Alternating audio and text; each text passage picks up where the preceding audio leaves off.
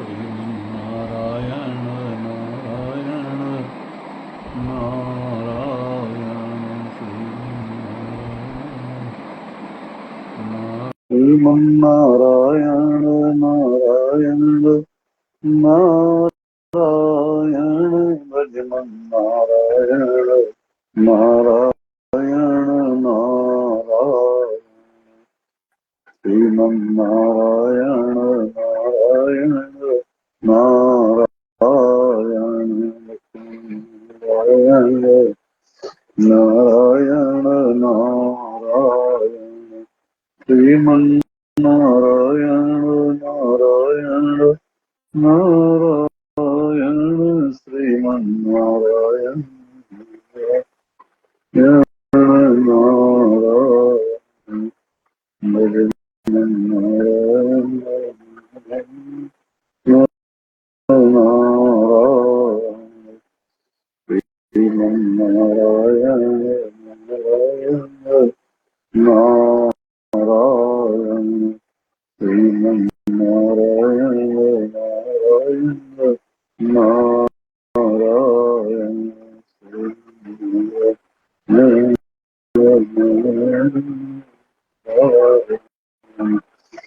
श्रीमन्नारायण नारायण नारायण श्रीमन्नारायण नारायण नारायण श्रीमन्नारायण नारायण नारायण श्रीमन्नारायण नारायण नारायण। आशीर्वाद सुखी रहिए। गुरु जी, मेरा ये प्रश्न है, काल सर्प योग दोष कैसे, कब और इसके शांति कहाँ कैसे कराना चाहिए? गुरुकुल बेटी, आपको बहुत बहुत साधुवाद प्रश्न करने के लिए। लगातार आपका प्रश्न कार्यक्रम उत्तर चल रहा है। आप बहुत ही अच्छे अच्छे प्रश्न कर रहे हैं और भगवान कृपा आप पर बनी रहे ऐसे धर्म के प्रश्न करने के लिए, क्योंकि धर्म के बिना मनुष्य पशु के समान है। तो अगर आप धर्म के बारे में, अनेक लोगों का ये प्रश्न है, काल सर्प योग किसे कहते हैं। देखिए, काल सर्प योग कुंडली के अंदर में 12 घर होते हैं। इस तरह से आप पुस्तक को देख सकते हैं। ऐसे आप देखते हैं पुस्तक को, दिख रही है आपको पुस्तक, दिख रही है आपको। इसमें 12 घर हैं और देखो, राहु केतु जब एक तरफा होते हैं इसके अंदर में, तो इसमें काल माने काल बराबर समय, काल और सर्प में लाके राहु और केतु को बोलते हैं। क्योंकि राहु और केतु के मुख में जहर है, विष है। जब समुद्र मंथन हुआ था तो ये 2 असुर देवताओं की पंक्तियां बैठ गए थे। चंद्रमा और सूर्य के इशारे करने के बाद भगवान ने इसका गर्दन काट दिया था। तो एक से इनका सिर है, एक का धड़ है, पैर है, और एक का सिर है, मिला के राहु और केतु बने। तब से जो है ये काल सर्प योग के रूप में अमर हैं। ये अमृत तो है, ये कभी मरते नहीं है। तो इसलिए ये ग्रहों के अनुसार 9 ग्रहों में राहु केतु ये विद्यमान होते हैं हर कुंडलियों में। तो ये पापक ग्रह माने जाते हैं। और कुंडली के अंदर में 12 हाउस होते हैं। तो 12 144, इनकी 12 का अगर वो करेंगे तो 12 को 12 बार घूमते हैं तो 144 तरह का काल सर्प योग होता है। जिसमें प्रमुख जो काल सर्प योग होता है वो 12 प्रकार का काल सर्प योग होता है।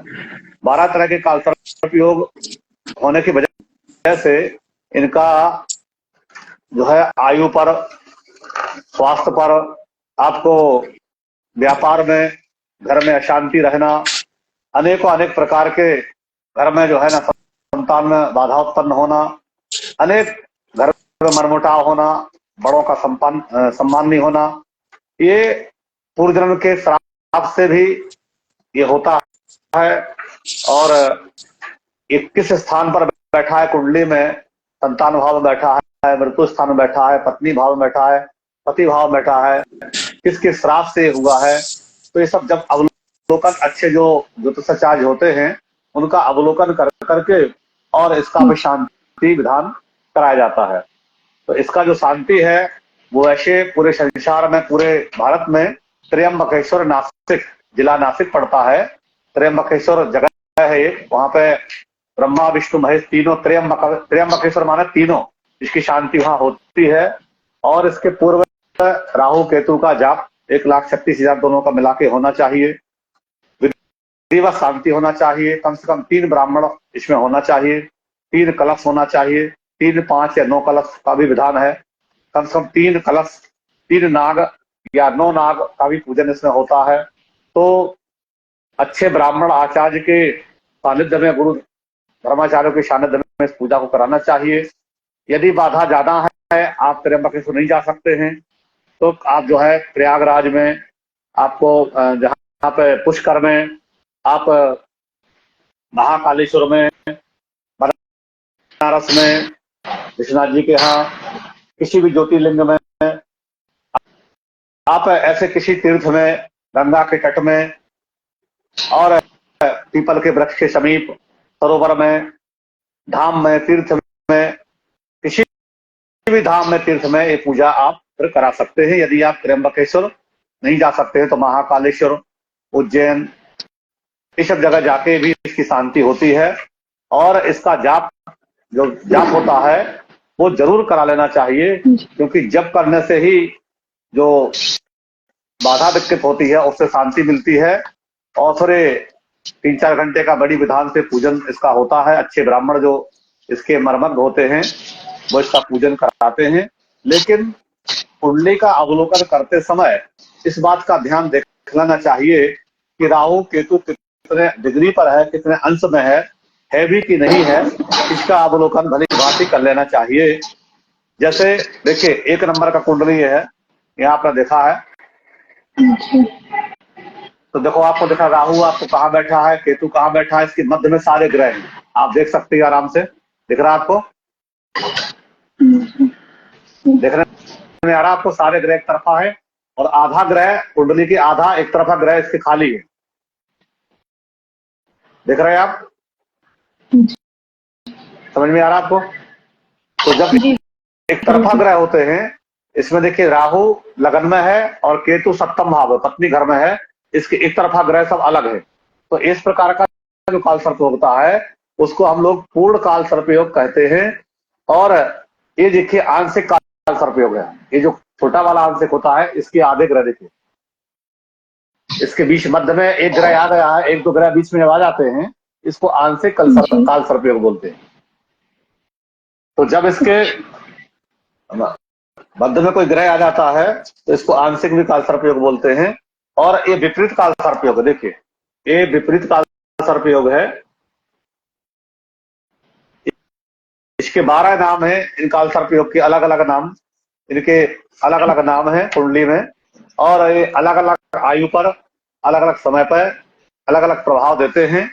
इसलिए जो बुद्धिमान लोग हैं इनको अच्छे ज्योतिषाचार्यों से बुला करके इसका अवलोकन करना चाहिए। और कुंडली में ये देखना चाहिए कि हमारा काल सर्प योग है, या हाथ दिखाकर भी कई लोग बता देते हैं, जो अच्छे अच्छे सामुद्रिक जानकार लोग हैं वो इस प्रकार से सब बता देते हैं। तो किस ग्रह की वजह से, किस देवता के दोष से हमको काल सर्प योग हुआ है, वो देख करके उसका अवलोकन कर करके और फिर विस्तार से बताते हैं। तो इनका पूजन करना चाहिए। अगर स्वप्न में आपको सर्प दिखाई देता हो, यदि आपको पानी में तैरता हुआ सर्प दिखाई देता हो, यदि आपको सपने में फुंकार मारता हो सर्प दिखाई देता हो, यदि आपको कुंडली मारे सर्प बैठा हुआ हो, यदि स्वप्न में फन काड़े दिखाई दे रहा हो, स्वप्न में अगर आपको झपटता हो, यदि स्वप्न में आपको अधिक संख्या में सर्प दिखाई दे रहे हो, किसी भी तरह का सर्प आपको दिखाई दे रहा हो, तो आपको काल सर्प योग हमेशा कराना चाहिए, इसका पूजन कराना चाहिए। और काल सर्प योग 12 प्रकार का जो प्रमुख है, यदि लगन में आपके राहु हो और सप्तम भाव में केतु हो, तो इस प्रकार से अनंत काल सर्प योग, अनंत नाम का काल सर्प योग बोलते हैं। यदि राहु आपका द्वितीय भाव में स्थित हो, और इस प्रकार के योग पुलिंग नाम के काल सर्प योग बनाते हैं। यदि राहु आपका तृतीय भाव में स्थित हो तो वासुक नाम का काल सर्प योग बनाते हैं। यदि आपका राहु चतुर्थ भाव में हो तो जो है शंखपाल नाम का काल सर्प योग बनाते हैं। यदि राहु आपका पंचम भाव में हो तो पदम नाम का काल सर्प योग बनाते हैं। यदि आपका राहु षष्टम भाव में हो तो महापदम नाम का काल सर्प योग बनाते हैं। यदि आपका राहु सप्तम भाव में हो, यदि आपका राहु सप्तम भाव में हो, तक्षक नाम का काल सर्प योग बनाते हैं। यदि आपका राहु अष्टम भाव में हो, तब जाके कर्कोट नाम का काल सर्प योग बनाते हैं। यदि आपका राहु नवम भाव में हो तो संकपाल नाम का काल सर्प योग बनाते हैं।